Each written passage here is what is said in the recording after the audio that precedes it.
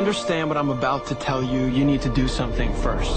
You need to believe in the impossible. Can you do that? What do you desire that you can't have? Now you should at least give a brother a moment to say something heroically clever. You have failed this city. Jesus, what kind of a preacher are you?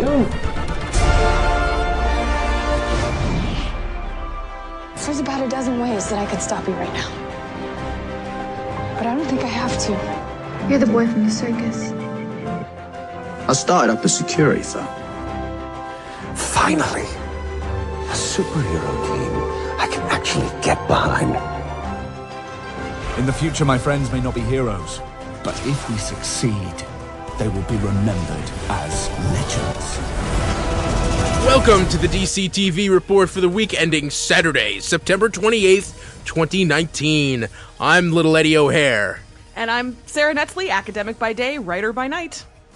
We're here to bring you recaps, news, and commentary for all live-action television shows based on DC Comics. And we have 3 new episodes for you. 2 of them are penultimate episodes, and 1 of them is just a good episode. Is that fair to say? Did I nail that? Yeah, I think that's fair to say. So, how you doing? I'm good. How you feeling? Everything okay?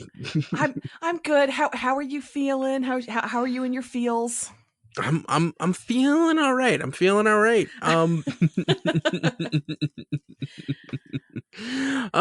Thank you everybody. Thank you for listening. Thanks. We got some fun tweets this week from people looking forward to the crossover. And we'll talk about those a little later. I just want to thank everybody who's aware of my particular, like, I feel like I have a thirst brigade out there, and I want to thank you all for, fulfilling those needs. Lady got needs. Okay. And you took care of me this week, so thank you. And thank the Crossover News for being so kind to all of us. Yes. So. Thank you for taking care of Sarah's lady needs. There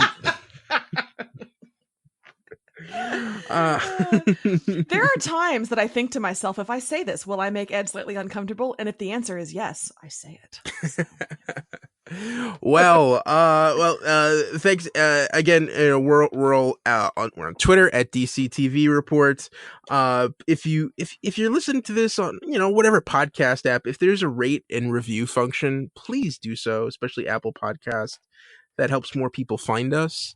And if you really want to help us out, we're part of Wicked Theory Studios, and Wicked Theory has a Patreon. It's patreon.com/Wicked Theory. And if you go there for as little as $1 a month, you can, help us. Podcasts do cost money to upkeep. So, to keep those lips and feeds going, just our basic overhead. And, also for that $1 a month, you do get a free podcast, access, to Ed Bonds with Bill, where me and our executive producer, Bill Sweeney, watch a James Bond movie every couple weeks and chat about it. Last episode was about Quantum of Solace, where, I forced him to watch double feature with Casino Royale, and made lots of food and booze and fun. So go check that out. And if I can get all Sally Struthers on everybody, like, $1 is not even what you'd spend on a cup of coffee. So what are you waiting for? Is that too old a reference? The Sally Struthers reference? Did I just super date myself? I did, didn't I? Well, I don't know about that. I will say, the fact that a Starbucks cup of coffee costs about $35 today. That's, that's the part of that feels. And that's for the venti. So. Yeah. I thought you were going to say that's for the tall. Oh, well, yeah. You want to just jump right into it? You just want to dive right in? Let's do it. All right. So our first recap this week is for Pennyworth, Season 1, penultimate episode. Alma Coogan. Alfred found himself sentenced without trial in the police priest dungeons. Mom was overwhelmed coping with her son's imprisonment and her husband's recent cancer diagnosis. The PM announced new elections that would be open to all parties, and Lord Harwood hatched a backroom deal for control of the government. Martha insisted on tagging along with Thomas in his work with the No Name League. Last-minute reveal, the Sykes sisters laid a trap in the woods and cornered the Queen. Ed, did you enjoy the British political backroom machinations as little as I did? I actually kind of got a kick out of it. I thought that was interesting. All the political intrigue and back and forth. I get great joy out of watching people watch their terrible TVs. Like that 60s TV set. I love every time they show somebody appearing on 60s TV. It makes me happy. Yeah, and this is the, you know, we're seeing Lord Harwood, you know, the Raven Society, their big deal is political domination. You know, they want to take over the government. And what's weird is, like, the PM is just saying, hey, is like asking to put their money where their mouth is, and says, hey, you know, you guys think you can beat us in an open election? Here you go. And I think that's a very stupid move on the Prime Minister's part, but we'll see how it lays out. I want to talk more about the Prime Minister's decision making. I'm kidding. I don't. Please don't. All right, then let's talk about Alfred and the scrapes that he got into this episode. Oi, Alfred. Oh, you got to feel for the guy. Like, we all knew whatever they sprung him to do was not going to be something he was going to be able to do. But I will say, I did not expect him to have to shoot Thomas and Martha. So that was, I don't know. Did you guess that before? I did? No. No, I thought, yeah, that was, damn. Basically, yeah.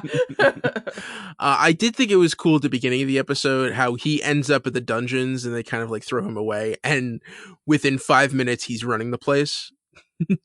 Yeah, who's in charge? I don't know why I'm trying to do an accent this morning when I clearly cannot. I apologize to everybody. Ed, would you please do an accent to wipe away everybody's... Who's in charge? Yeah. Thank you. It's like I'm on here with Michael Caine. The size of a tangerine. Yeah.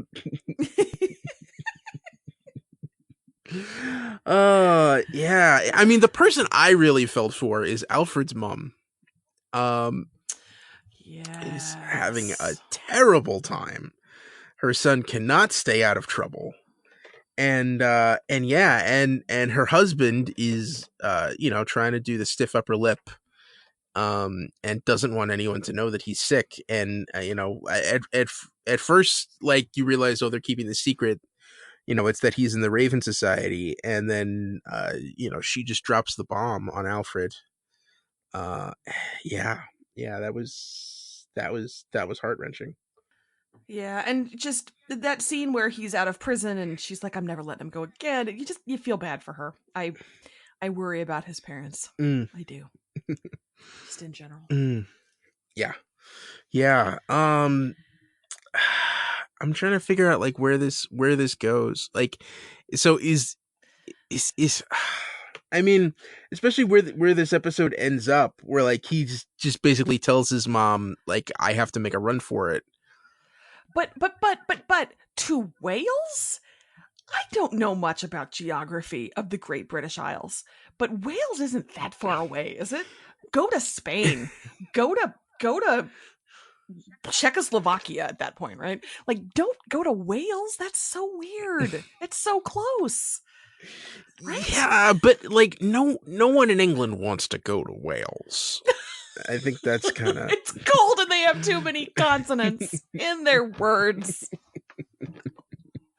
You know, it's like, people in Illinois don't ever really want to go to Michigan. Oh, that's very true.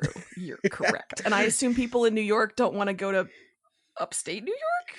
No, well, not in the winter. Yeah, there you go. By the way, did you see the thing making the rounds on Twitter with help from me about the favorite Halloween candy in every state? No, I did not. Well, let me tell you, Illinois super let me down because our favorite Halloween candy apparently is Jolly Ranchers, which no. Okay. No. Not one for Jolly Ranchers. No. Not one. So I want to say I don't have it in front. Well, I mean, like Jolly Ranchers are fine, but in the universe of candy, when you've got your Reese's Pieces, it's better than Nebraska, which chose hot tamales. I'm just saying, you might want to. I don't have it in front of me, but I want to say New York was Mars, maybe. Weird. Which is weird because I can't find a Mars bar anywhere in New York. I didn't know they still made them, honestly. Yeah. I mean, to me, like if you're going like probably the most popular, I would guess, would be Reese's. But like the creme de la creme would be a Snickers, because that's got. I just pulled it up. Snickers is on there, but I want to applaud. This is where my geography gets me in trouble. Utah, maybe for peanut butter M&Ms. That's great, and also Kentucky for Swedish Fish. That's a big. Oh my God! You know what? I apologize for bringing this up. I'm just saying states are weird. Look at your fellow statesmen and women to say Jolly Ranchers, really, guys? Okay, back to Alfred. Going to Wales. He's going to Wales. Now, does this then transition us into Martha and Thomas? Well, yeah. So, like, are they a thing now? Are they like? No. Listen here, you two. You survive murder attempts, bullets everywhere. You get back to an apartment safe and sound. You're a little giddy, and you don't bang one out? Come on, guys. That is like survival sex 101. I am so disappointed in you two. It makes me think these two kids aren't going to make it work. I don't even know what to do with them. Don't even know. Also, Thomas still kind of sucks. I don't know. I like Martha a lot more than I like Thomas. So Thomas seems very confused. I think he has no idea what's going on. He's completely out of place. His money doesn't seem to buy him anything. His mustache is ill-considered. Well, it was the early 60s. He's still wearing a hat. Yeah. I don't know. I don't know with them. But I think also kind of like Thomas is doing a terrible job at keeping his cover. Also Martha pulled that whole thing with Undine Thwaite to basically force her way into helping Thomas. I'm just saying Martha is far better at this and more likable. So that's where I come down on things. Okay. So do you think the No Name League? I mean, at this point, I'd be surprised if they're still around at the end of the season, and there's only one episode left. Yeah, I think you are onto something there. I'm also really starting to get curious if they're going to renew this show. I do not know what success looks like for Epix. I have no idea, but I don't know. I hope they give us an ending that will work either way. Yeah. And finally, those Sykes sisters. Oh, they're so good. I mean, they're so good at what they do. I'm not saying they're good. I'm saying they're really good at being bad. Are they going to hurt the Queen? Please tell me they're not going to hurt the Queen. This is super alt history England. They could hurt the Queen. I mean, I'm just glad she's not there with her corgis because I don't even know what. Like, but when they picked off her people one by one, that was impressive. Yes. All right. Any news for Pennyworth? There is no news for Pennyworth, but I am curious, was Peg wearing Lord Harwood's wife's necklace in that later scene? Because I think she was. I think she was too. I that's just they have that swing, man. Good stuff. All right. That's all I got for Pennyworth this week. All right. Moving on to Preacher. Series penultimate episode. Overture. Jesse, Tulip, and Cass infiltrated Masada. Dog fawned over Humperdew and made Jesus jealous. Hair Star emceed the apocalypse live on TV around the world and made time to have a quickie with Featherstone. Arseface strummed his guitar in prison, contemplating God's plan. Last minute reveal, Dog made the Saint of Killers turn on Jesse. Yeah, all that happened. Yeah. This was I don't even know where to start. Fair. Yes. Let's start with Hair Star and Featherstone. All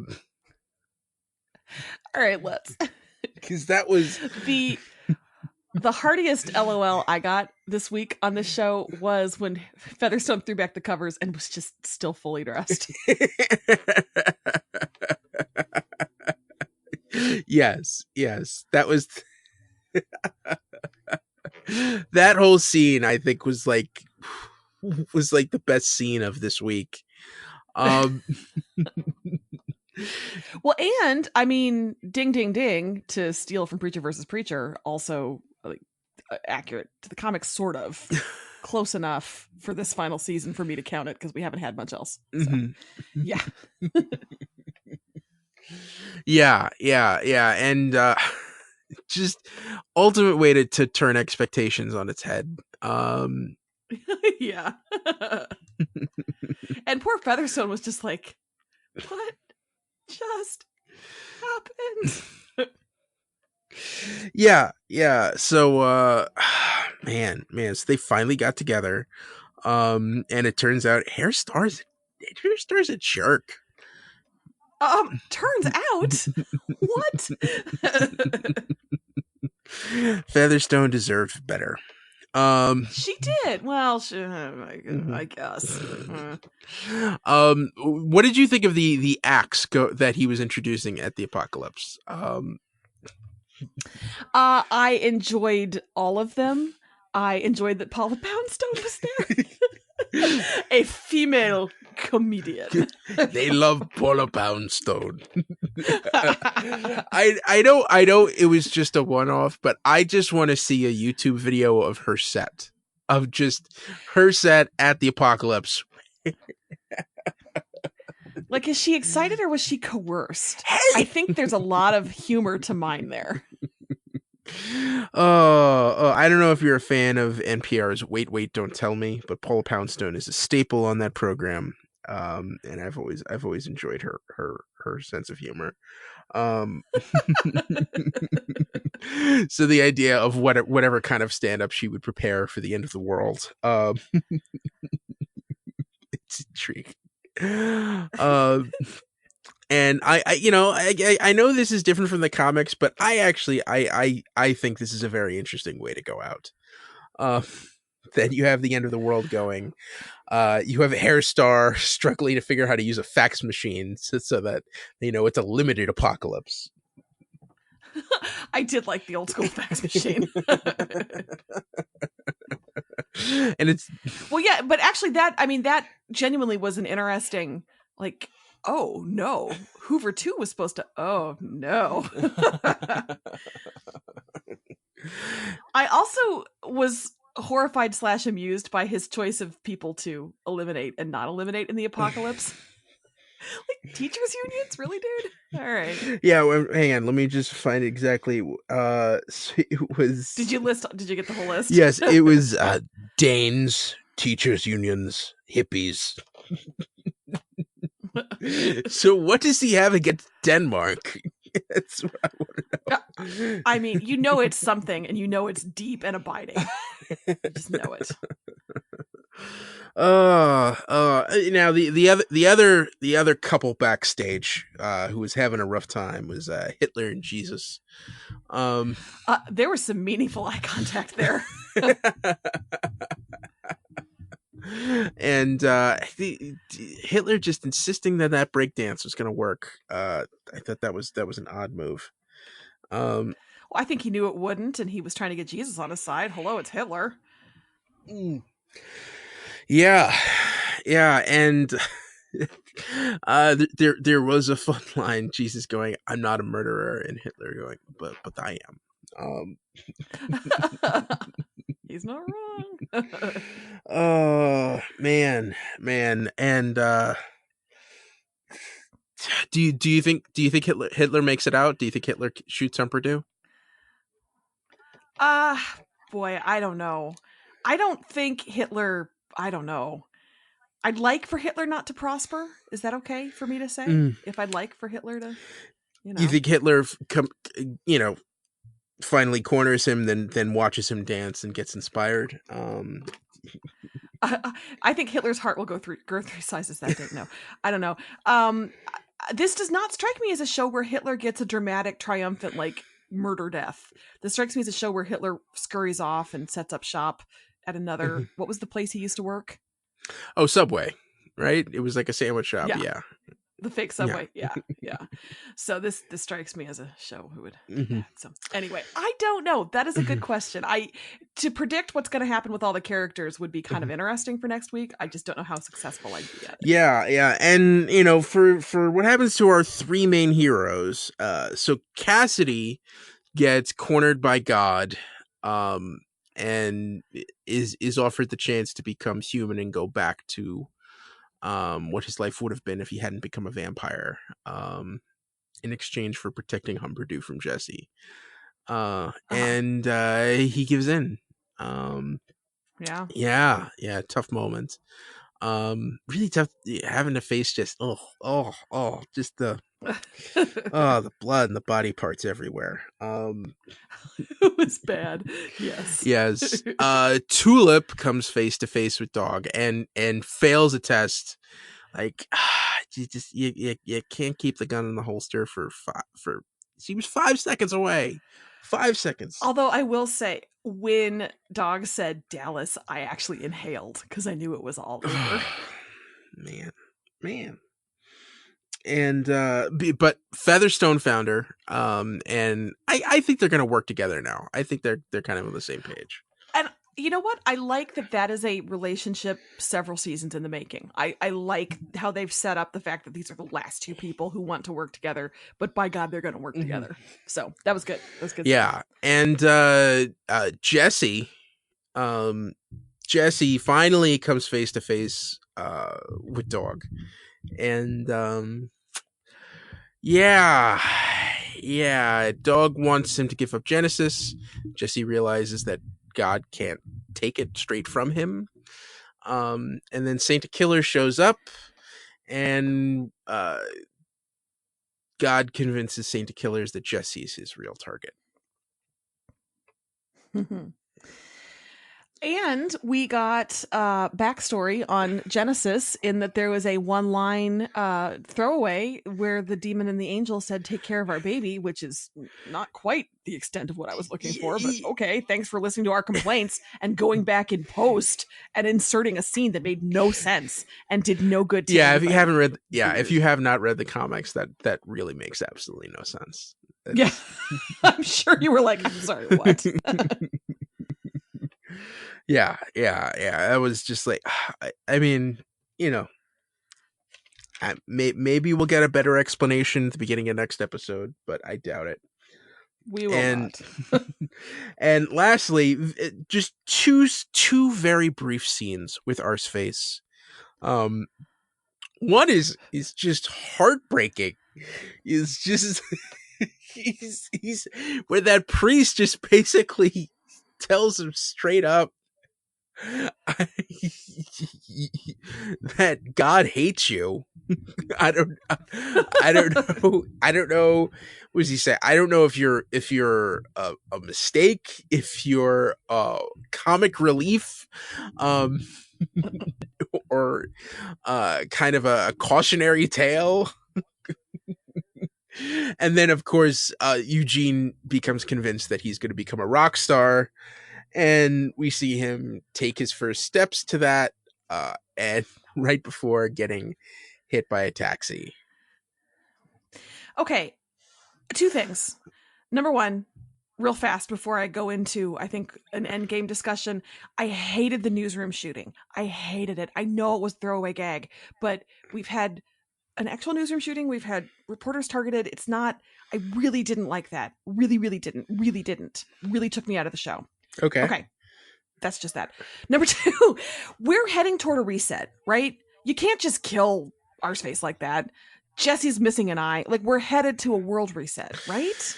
I don't know. I don't know what's going on here. I think fair. I mean, to me, the fact that Santa Killers turned, that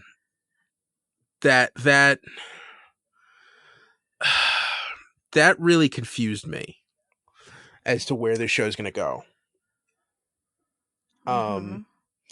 Just because, like, so is Jesse gonna be able to change his mind in 10 seconds flat, or is he gonna spend an episode running from the Saints? Like, I'm just confused as to what the point of all that was. Also fair. But we only have one more episode of Preacher left. It's still a lot of questions, lots of stuff that's got to go down. Yeah. I don't know. I don't know either. I genuinely don't know what to expect. I do not know. So yeah. All right. But I don't know. Is there? I guess what do you need to see for it to be? Okay? I mean, I want to see Jesse and Tulip end up happy. I want Cassidy to find peace, and I will say, when the Saint of Killers showed up in that last scene, that was like a cheering moment for me. And then to have the tables turned like that really took the wind out of my sails. So I want to see the Saint of Killers take on Dog. I think that would be fitting. And I hope Masada burns to the ground with everyone inside it. Do we want Featherstone to make it out or no? I think she's just too dangerous. Yeah. All along I've been wanting the Jesse Tulip happy ending. I'm not sure they can get to that though, because I mean, I don't know with Cass and all that. So yeah, we'll see. To the end of the world. To the end of the world. All right. Back tears. All right. You ready for our final episode? Absolutely. All right. Last episode of this week is Titans, Season 2, Episode 4, Aqualad. 5 years ago, Deathstroke got a new assignment in San Francisco and checked in on his deaf son, Jericho. The Titans celebrated Garth, aka Aqualad's birthday, and the sexual tension was too much for Donna to handle. Dr. Light rolled into town, killing people on the hunt for a nuclear laser. Last minute reveal, Dick made friends with Jericho at a record store and gave him "I might have to kill you to get revenge" eyes. That is a very good description of what kind of eyes those were, yes. And, all right, so start with that last scene. Actually, right before that, when Dawn kind of gives Dick the look like, you have to be Batman. Now is the time you have to be Batman. And the one thing that this series seems to be forgetting is the one thing Batman does not do is kill people. So to give that illusion that Dick is going to kill Jericho, I don't know if I really see that. A little strange. Yeah. A little strange. Yeah. And like, I could see like kidnapping him and taking revenge, or just taking him hostage so that they can call out Slade. That makes a little bit more sense. But the way this show is, everything has to go to extremes. Well, yeah. I mean, that's if it's not extreme, what are we even doing here? Now with Deathstroke, that opening montage of seeing him take care of all of those, there's some big high profile trial, and he takes out all of the lawyers and the witnesses. I thought that montage was beautiful. I will say, I live in Illinois with an attorney husband who I think was extremely jealous of that Legal Eagle license plate at the beginning. Oh, Legal Eagle.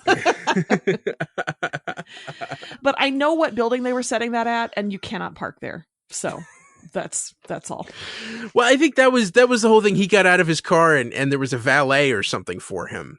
There is not valet there. I know what building. That's what the I'm blanking on. It's in Chicago, downtown Chicago. There's not valet there. I understand that, but I think that was showing.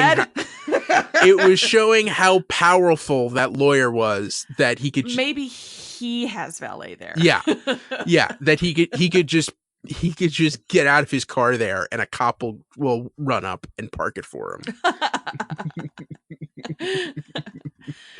Richard Thompson building, is that what I'm thinking of? Whatever. It's fine. It's fine. We don't need to dwell. Yes, that was fun. I like the different. My Slade, of course, is Manu Bennett, Arrow Slade. Like, he's the one I know. Yes. This is a different Slade, and I'm enjoying it. I hadn't really thought about that character being a different fella, but it's cool. I'm liking it. Yeah, it is a little bit more in line with the comics than the Arrow version. And I don't think it's better, it's just different. And I'm really getting a kick out of it. To see that, there's this deaf kid who's making dinner for his mom, and you don't find out till the very end that it's Jericho. I thought that was a cool misdirect, that, they're hiding from Slade. And it's not because he wants to kill him. It's because, Slade wants to see his kid. Yeah. And, I thought that was a really good way. And really, strong choice to save that until the very end. To have this whole thing with Dr. Light that you completely forget about Deathstroke until he shows up at the end. And then, oh no. And, so yeah. Dr. Light, we got to see him.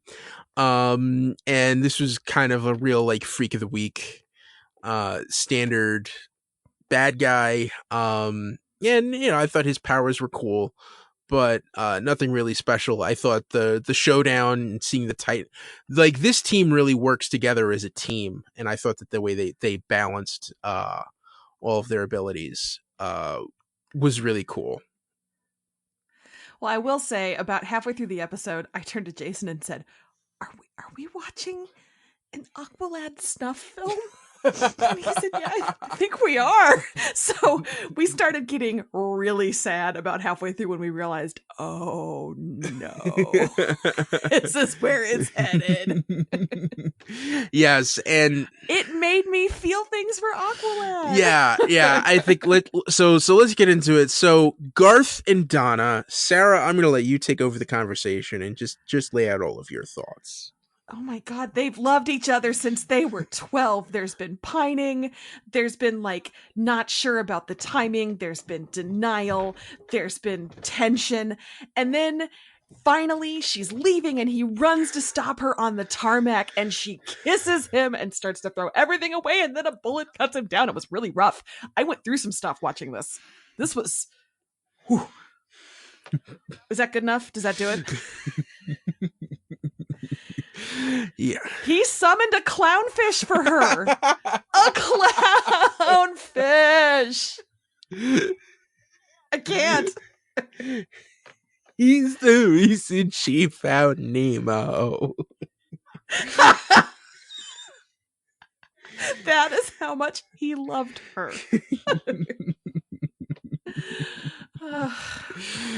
So yeah, I guess I have some thoughts. I didn't even check my notes for any of that. Let me see if I forgot anything. Oh, also, why is Hank wearing that hat? Is that a breakup hat? Do you remember the hat I'm talking about? It was bad. No, I don't. It was a bad hat. Okay, well, it was bad. I feel like ladies out there listening are going to be like, oh yeah, I saw that hat. Also, I will say it took me a little bit to warm up to Aqualad, and you know what I blame for that? I 100% blame the Deep on the boys. As soon as I saw him, I was just like, oh no, sir, you pack it up and you go home. I did not trust him. I did not want to trust him. So it took a little while to overcome that. I think if I'd watched this 6 months earlier, I would have been fine with him, but I was deeply suspicious because of the Deep. So yeah. And yeah, I think this is kind of it was a cool dynamic. And you know, Garth is just so I'm trying to figure out how to put this. Very, very like masculine. You could tell like he and Hank kind of see eye to eye on a lot of things. He feels like a more grounded, less drug addicted version of Hank. Yeah, a little happy go luckier maybe, mm-hmm. But yeah, I could see that. Yeah, and Donna, you know, really at that point, you know, just shoving her head in a book. Frida Kahlo, no less. Yes, I did like Dawn making fun of her for that. Do you think it was because she saw the Selma Hayek movie or No, you know that the Mascarians are real classy. So I mean, she comes by that honestly. Yeah, and evidently, yeah. So, another Amazonian just happens to be running an art exhibit in San Francisco at the same time. I assume that was.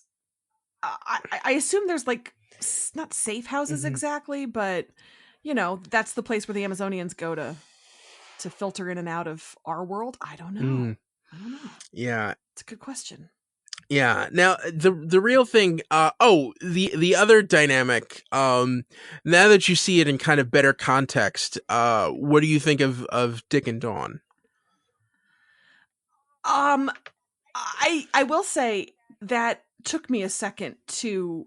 Are they being friendly? No. Okay. It felt a little reboundy.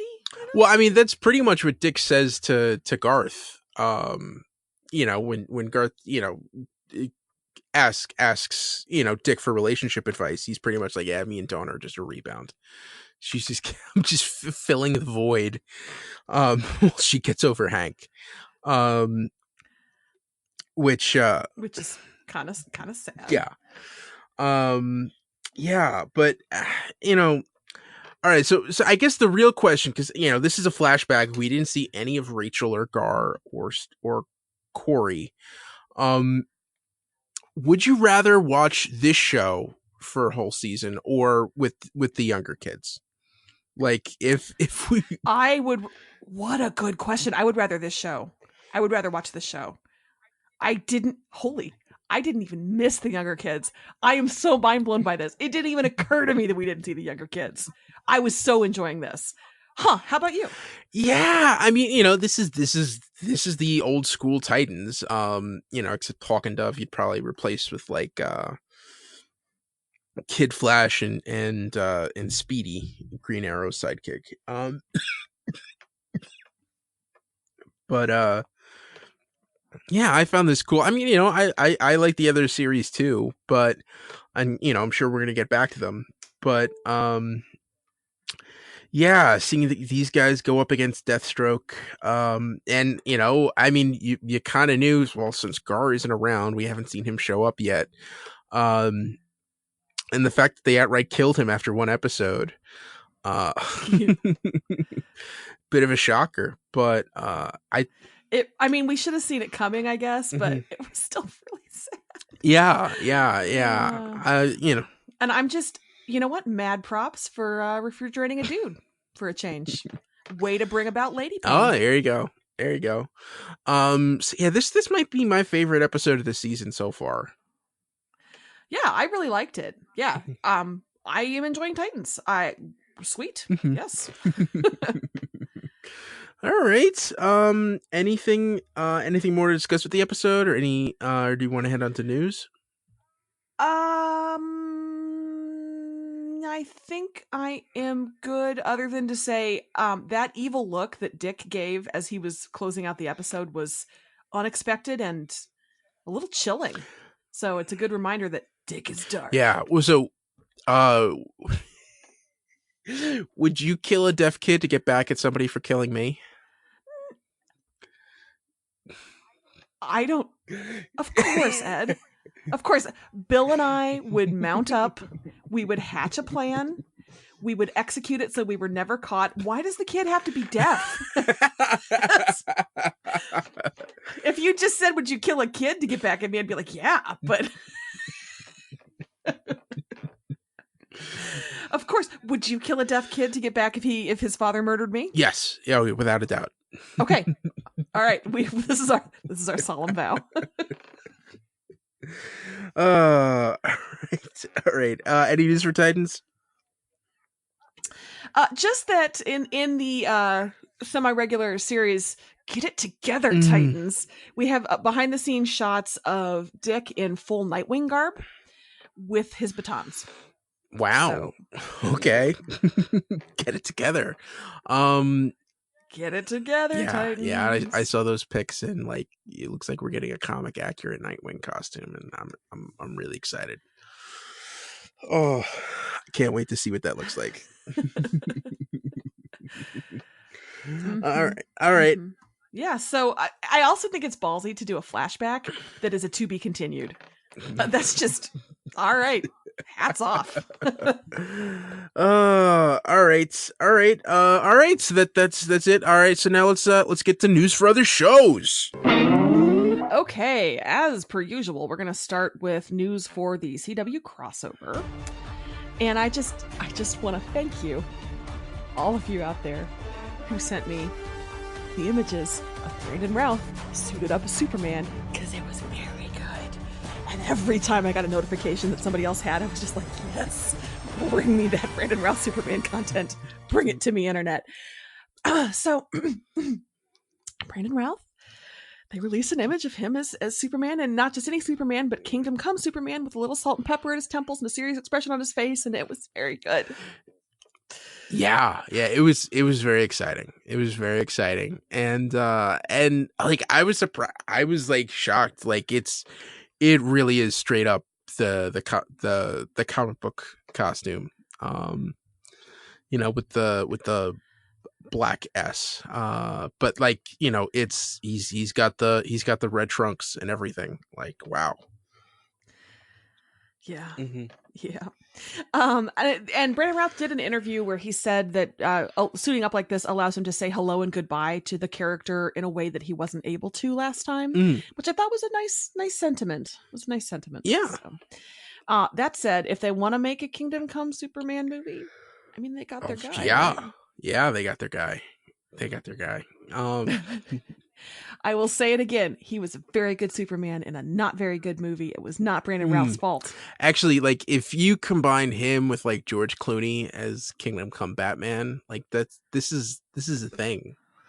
This is what are you doing to me? Ha! I mean, if you can get Linda Carter to still fit into that costume for Wonder Woman, this is doable. You first off, you should read Kingdom Come. I'm a little concerned because Bill Sweeney then tweeted, our executive producer, that Brandon Routh is going to be such a dick in this, and I can't wait. And I was like, wait, Superman he's what now? So I read a little synopsis, and oh no, but yeah, I do want to read it. Yeah, for those who don't know, Kingdom Come was a book from the mid-90s, written by Mark Waid, drawn by Alex Ross, in beautiful, glorious, photorealistic Alex Ross art. And the premise is basically it's way in the future. All of the superheroes that we know are old men and women, and their kids and grandkids are running amok, just fighting each other in costumes. And then Superman comes off the farm, decides to suit up again, and show them all how it's done. Just basically smack everybody around and say, "Hey, this is what we're doing. Get it together." And yeah, and it's the conflict that goes from there. Guess I didn't know that Alex Ross did the art for that. I love his stuff. So, all right, yeah, I need to read this. That's all there is to it. Yes, and Captain Marvel plays a pivotal role in that. That is just just heartbreaking. All right. When you say Captain Marvel, do you mean Shazam? Yes, I do. Yes, yeah, okay. Billy Batson, Captain Marvel. You mean Billy Batson, Captain Marvel? Okay. Anyway, so that's your Brandon Routh update, which I think is becoming a weekly thing, which I am okay with. Other crossover news, we have casting. Osric Chow has been cast as the new Adam in the crossover. Osric Chow, you may know if you're a Supernatural person, he was Kevin Tran for like 6 seasons on Supernatural. There seemed to be a lot of excitement about this news online. Ed, take it away. So yeah, my guess is he's probably going to be Ryan Choi, who takes over for the Adam from Ray Palmer in the comics. So yeah, we're gonna get a new Adam, and this is gonna be fun. I'm excited. So the question is he just the new Adam in the crossover, or do we see him actually, ride on the Wave Rider on the regular on Legends? Well, this is, Brandon Routh has said he's leaving the show, so it makes sense to me, Yeah, I'm gonna miss that guy. I know. And that's why I read this with kind of, it's bittersweet. I like that actor a lot, but if he was replacing any other legend, that's not true. I like all the legends. Even Nate at this point, I'd be sad no matter who he was replacing. So yeah. Anyway, more crossover casting. Ashley Scott is going to reprise her role as the Huntress from the Birds of Prey show on the crossover, which makes me ask, Ed, do I need to finally watch Birds of Prey? You could check out the pilot, It was a fun show. It was well intended. This came out, I think it was like during like the 2nd or 3rd season of Smallville. What do you know what year that is exactly? It would have been like 04, 05, around there. Okay. Because it's weird that that seems like the kind of thing I would have watched. It's very strange to me that I didn't, but I was starting a new job. We just moved. I mean, that makes sense, that timing wise, that I would have missed it. Yeah. So I was just trying to locate why that never happened. Yeah. So I think I was in high school, so it would have been like 03, 04, 05, somewhere around there. Okay. That was grad school, new job time for me. So that makes sense. And way to highlight our age difference again. Sorry. It's fine. It's fine. I'll just turn up my hearing aid so I can hear you better next time. Okay. Okay, moving on. We have a sort of behind the scenes picture, official, not Titan style behind the scenes picture of Tom Welling and Erica Durance in costume as Clark and Lois on set. It is delightful. He is in plaid. He is smiling. His hair is longer. It has done a lot to wash away the memory of Pierce from Lucifer in a way that I find refreshing. He's smiley Clark again, and it makes me happy. Aww. And Erica looks great. She looks really happy. And her Lois is going to appear in the Batman hour, or the Batwoman hour of the crossover. Apparently, she is headed to Vancouver to shoot her Batwoman crossover scenes. So to me, that's going to be an artificial. Is it Batwoman night? Is it Arrow night? I'm not sure why. I don't know why we have to distinguish that way, but sure. Yeah. So she's going to do Batwoman. So real quick, so you're mentioning all these new characters who are going to be in. We do have a request from @Deke273. This is the one thing he wants to see on the Crisis crossover is Jim Gordon's mustache. Do you really, because of all those times we missed it in Gotham, do you think that we're going to see a stash on anybody in the Crisis crossover? Surely we'll get a Jim Gordon, and surely that person will have a mustache. Okay. I don't know. What do you think? I think it's definitely. I think that's plausible. I don't know who's going to play it, because I mean, if we end up on the Batman 66 Earth, first off, the actor who played Commissioner Gordon on that show must be long dead, but also he did not have so dark. But also that version of Jim Gordon did not have a mustache. So we don't really have a Jim Gordon, a famous. I mean, Gary Oldman's not going to do it. Do we go Gotham? I mean, I was going to say you pull Pat Hengel out of somewhere from the Tim Burton movies. Well, yeah. Let's tap into the Tim Burton movies. How are we not doing that? I mean, get us Uma. I mean, we're doing Birds of Prey, so might as well. I mean, genuinely, the things they're pulling from are so wacky. Yes. All right. Get us Drew Barrymore. Was it she in a? No, that wasn't a Burton movie. That had shifted. That was a Schumacher movie. Yeah, she was in Schumacher. She was in Batman Forever. She was one of Two-Face's gals. It was her and Debbie Mazar was the other one. I want those two in the crossover. Barrymore and Mazar, get out. Okay. What else we got? I got so lost in that.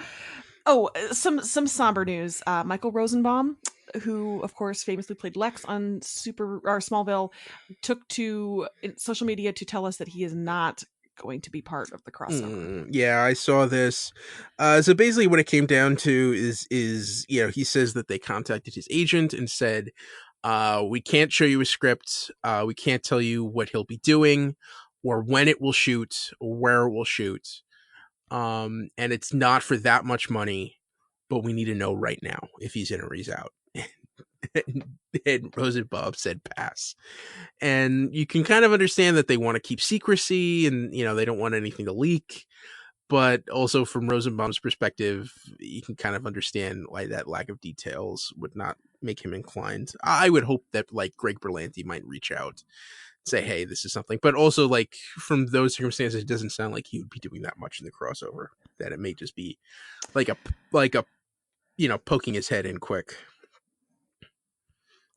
Yeah, I guess I understand what Rosenbaum is saying. I am still really sad that he's not going to do it, and I kind of wish he'd been a little more.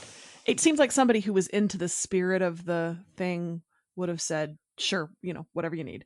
And he didn't. And I get, I'm not saying anybody needs to work for free or anything, but I don't know, trust that they're going to give an homage to a really beloved character and just be a good guy about it. I don't know. So that's my grumpy take. I wish that he had said yes, but if he didn't want to do it, it was never going to be fun. I think he would have sensed the obligation as opposed to the fun. So fine, don't do it. That's okay. We got others. We're cool. That is it for the crossover. Okay. Moving into shows. Supergirl. We have a new trailer. It is longer. It's a little more content-y, but it kind of covers things we already know about. Lena versus Kara. Kara has pants. There's a new alien in town. They don't know what to do with her. So good trailer, not super revealing, but I'm super excited for the show to be back on October 6th. We also have some behind the scene photos of Supergirl riding a dinosaur. I believe it was a Stegosaurus. Wow. No real context for it. Yeah. It's not a live one. It's a statue. It does have a sign in the background saying welcome to the National City Tar Pit Museum or something like that. So I am assuming that was Benoist messing around between takes, but I don't know. Maybe Supergirl rides a dinosaur. I don't know. That would be great. And then there was kind of an interesting interview in Insider.com with the new costume designer, Victoria Outh, who's on board this season for Supergirl, talking about how the wardrobe is a little sleeker, cleaner, more sophisticated this season, that it's supposed to mirror Kara as she grows and matures into her herself and her role in professionally and superhero wise. So you've got the suit that's different, but also her civilian clothes are going to be sleeker. Also, the haircut change, the bangs. Benoist wanted a new hairstyle, so she cut bangs, and they were going to put her in a wig to keep that original Supergirl look. But they really liked sort of the freshening overall with the new suit, new hair. So that was kind of cool. If you're interested in the aesthetics behind your favorite shows, that was a good little look at how Supergirl is evolving. Now, after watching that trailer, Sarah, do the bangs play? I still don't think the bangs play. I still don't like the bangs. The bangs don't play. All right. Yeah, not to me. I don't know. How about you? I'm not the guy to ask. Let's definitely revisit this topic after we see them in motion for an episode. Okay, all right. And which is just in a couple weeks. Yeah, it's coming soon. I also want to know how many characters comment on the bangs. That is part of the importance to me of, bangs, you know? Okay. And I will never not be amused at the Ocean's 13. Ocean's 12? Which one was that from? 12? 13. Oh, Ocean's 13. Oh, the nose plays. The nose plays. Yeah. Okay, next CW show, Black Lightning. We have a new trailer. You're going to hear me say this a lot, but we have a new trailer for Black Lightning, and it is something. Oh, it is dark. Like, man, Lynn and Jefferson are captured. They are in prison, and Agent Odell is not letting them out. Yeah. I'm especially on the note that last season ended. I am upset.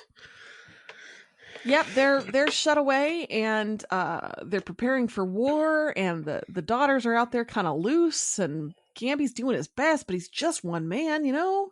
So it looks really super serious. Yeah. Like, I mean, I'm excited for this show now. Like, I'm ready to get back into it. Yeah, I'm excited for me to be like, I don't know, Ed. It was really, I don't know. It was kind of dark. I'm just channeling myself in 4 weeks. I don't know. Yeah. You know, we're going to war with Markovia. Jeez, man. I just like, we focus on a city, and that's Freeland, and then we go to war with a country. All right, let's see how this goes. Yeah, super serious. Next show, The Flash. Hey, guess what? We have a trailer. Yay! This one is not surprising. It's a lot about we need to stop Barry from disappearing. We have a crisis on our hands, blah, blah, blah. For me, the money shot was a new Wells appears, and Cisco says, oh, great, another angry one. So we have another angry Wells, which after the Sherlock debacle, I'm going to say debacle. I'm into it. All right. Angry Wells is a go. All right. Angry Wells. And then other news, John Wesley Shipp is going to guest star on episode 2 of The Flash this season. Yay! Yeah, give us some more Shipp. Yes. So there's some question about, you know, in the crossover, how many people, it's not is he going to play somebody in the crossover, but how many people is he going to be in the crossover? Because he could be a number. Yeah, you're right. Which version of the Flash is he going to play in that episode? You know, just in episode 2. Let's see. Yeah. Mm-hmm. I don't know. So looking forward to that. Next is Arrow. And hey, there's a trailer. I love this trailer. So many familiar faces. It really highlights how we're going back to revisit people in the past. Some definite, you know, hero shot of Tommy. We get a great shot of Thea. So yeah, that was really exciting. But I will say, Katana. Katana. Yeah, that's right. There was a great shot of her. They talk about Oliver's death so prominently. It makes me think that that's actually not going to happen. Like, I need my death to count. I need it to blah, blah, blah. I just feel like they're setting it up to be undone, don't you think? Yeah. And also at Aunt Betty Taylor pointed out that she's excited about all the returning characters, but she still thinks Felicity will make an appearance in the finale for a happy ending. God, I hope so. Yeah, and I think that's going to connect the loop that we saw at the end of last season. So, you know, I sincerely hope. I think Emily Bett Rickards has affection for the show and the fans and Oliver and Stephen Amell. So I'm hoping even a cameo at the very end for a happy ending for Oliver, whatever that looks like. God, I hope. It's not just somebody in a wig with their back to the camera, you know? Yeah. So, and I also love the way Stephen Amell says, "Hi, Mom." Oh, I'm not ready. And then we have spin-off news relating to Arrow. One of the precious final episodes of Arrow is going to be a backdoor pilot for a show, I guess a Canary show with Mia, Laurel, and Dinah. Okay. Uh-huh. Yeah, that's okay. All right. Mm-hmm. Okay. So, okay. First of all, Stephen Amell said he was only going to, I mean, he said he was not in one of the episodes. Obviously, this is the episode. Fine. Sure. We have a finite number. He's not going to be in one. Okay. I like Mia. I think she's an interesting character. I don't like the time she is in. It is depressing and I don't want a show about that. So if the Crisis resets things in a way that you can have a show with her, cool, I guess. Yeah. But I'd kind of like it to be with all the new both Olicity kids, with that crew there. I don't need Laurel. I don't need Dinah. Do not. Also, are you going to put them in old age makeup? Are you going to change the timeline so they all drop down someplace so they're all the same age? Like, no, Ed, no. I don't want this. Say things. Let's watch the episode and give it a chance. Are they going to give personality transplants to Laurel and Dinah? Because if not, I don't know what difference it's going to make. Let's watch it and give it a chance and see what happens. All right. I like it when you have to turn into my kindergarten teacher. Okay, why don't we just take a breath? It's a pilot. A lot of those don't end up getting made. Don't end up getting picked up to series. So we'll see. And that's true. I mean, I feel like the CW does not have a great track record of backdoor pilots getting picked up. Supernatural has tried a couple. I mean, you've seen some of those. But at the same time, The Flash, I mean, it wasn't really a backdoor pilot, but we did see Barry in an Arrow episode. So I don't know. Batwoman, they didn't have to do that. They kind of already were talking about a show with Batwoman. So with this, I think it's kind of interesting that they're trying to backdoor it because it makes me think they're not certain about its reception. So maybe they're savvier than we think they are about audience reaction. Maybe. Yeah. So anyway, moving on to Legends of Tomorrow. We have an episode title. This is a tiny little thing. It amused me. We have an episode coming up this season called Romeo v. Juliet: Dawn of Justness. It makes me happy. So if that is any indication, Legends of Tomorrow is going to continue to be my favorite Arrowverse show. So all right, that sounds fun. All right. Okay, moving on to Watchmen, which premieres next music. Month. Exciting. There was a CBR article about the politics of Watchmen, and the argument basically is, without modern political satire, you are not making a Watchmen property. that the graphic novels were pointed political satire, and recent interviews with Damon Lindelof, he talks about, well, I have things happen, but I keep it loose so people can put their own interpretations on it and this and that. And the if I could be so bold as to sum up what the author is saying, that's not what Watchmen does. Watchmen gives you, this is my worldview, and you need to react to that. And so I thought that was kind of interesting. I don't know. It's worth a read.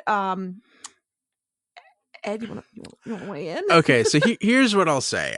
I will point listeners to YouTube. You could easily find this on YouTube. There's an interview in the late 50s that Rod Serling did with Mike Wallace.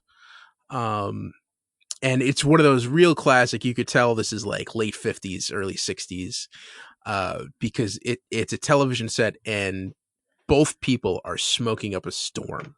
And this is right before the Twilight Zone premiered. And Rod Serling, for those who don't know, was a very famous writer.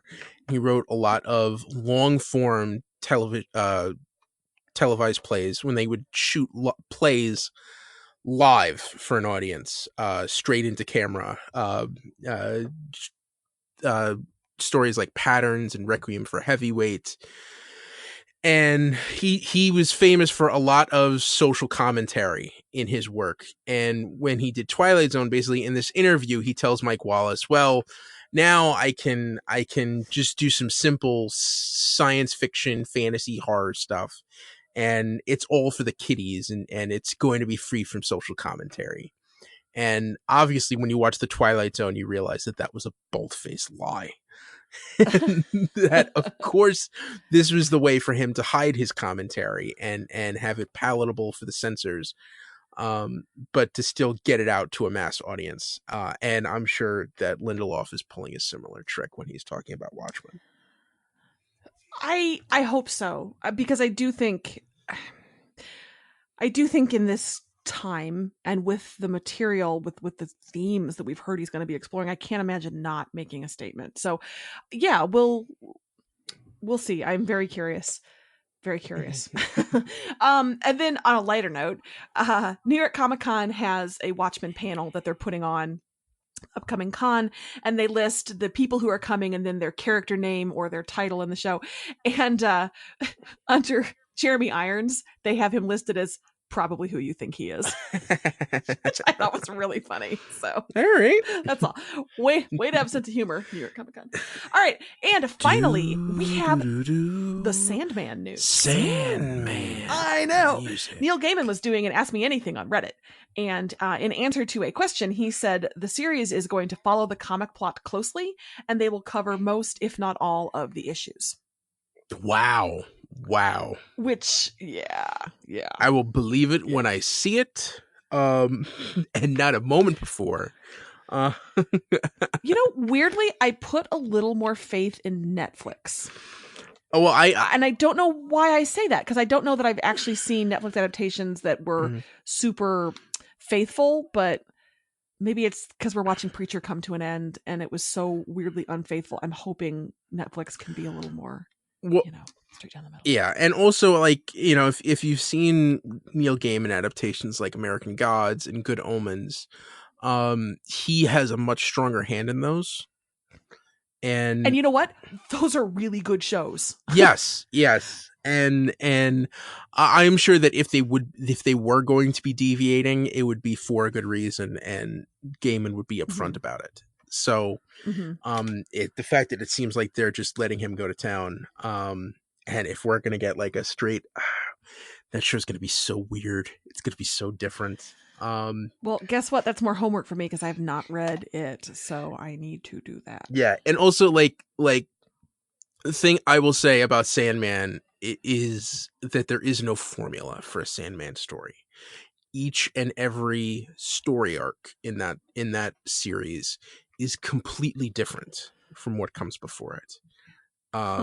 And it goes from whimsical fantasy to straight up horror to political intrigue to there's one issue that's just straight up, this is the story of the first performance of A Midsummer Night's Dream. Yeah. Well, and again, I'll say Netflix feels like the right home for that. I feel like they have more anthology type series than I can think of any networks that do. But it's something like a Black Mirror. I know that originated on BBC, but that's a different beast every time. Love and Robots, I believe, is anthology. Oh, yes. It just seems to me that if you're gonna do a show that varies tonally and might have different characters in each iteration, Netflix might feel like a good place for that because they kind of have that track record already. Mm-hmm. So yeah, for what that's worth. Yeah. All right. Yeah, that's all the news, right? That is it. So now it's time for our winners of the week. Do you want to go first? All right. Yeah, I got a theme this week, and it is surprise assassins. Sure. Titans, of course, we had Deathstroke show up out of nowhere to kill Garth. On Preacher, we had the Saint of Killers show up at the very end, thinking that he's finally going to take out God, and turns out no, he's going after Jesse. And on Pennyworth, it may be maybe a little surprise, and it's maybe a little out there, but to me, the surprise assassin, of course, was Cancer. which has infected Alfred's dad. Cancer, the surprise assassin. Yeah, and that was my winner for the week. All right. My winner for the week is Clownfish. That's all. Aw. Clownfish. Aw. It made me feel feelings. And for the record, I had a cup of coffee so big this week to record that I'm not done with it yet. I've been working on it this whole episode. Still not done. That's how big my carafe was this week. Wow. Uh-huh. All right. And so that's the episode. Just a heads up for next week. Joker is coming out. Sarah and I are still figuring out how we're going to work out our special for that, but we will try our best to watch it and get something out by the end of the weekend. Sarah, are you looking forward? Thoughts and prayers. Thoughts and prayers for Sarah. Thoughts and prayers. All right. Sarah, you ready to go? Yeah, let's wrap it up for the week, I guess. All right. So that's the DC TV report for this week. You can find us on Twitter. I'm at Edward O'Hare TBD. I'm sorry. No, you're not. I'm at Lil Eddie O'Hare. And I'm at Sarah Netzley, SARANETZLEY. And follow the show on Twitter at DCTV Report. You can send along your emails to dctv@wickedtheory.com. Also, be sure to subscribe to our show on your podcast app of choice and rate and review us. That helps more people find us. Check out our sister shows, the Wicked Theory Podcast and Preacher vs. Preacher. This has been a Wicked Theory Studios production. Executive producer, Bill Sweeney. Visit us at wickedtheory.com. Shazam, everybody. Shazam!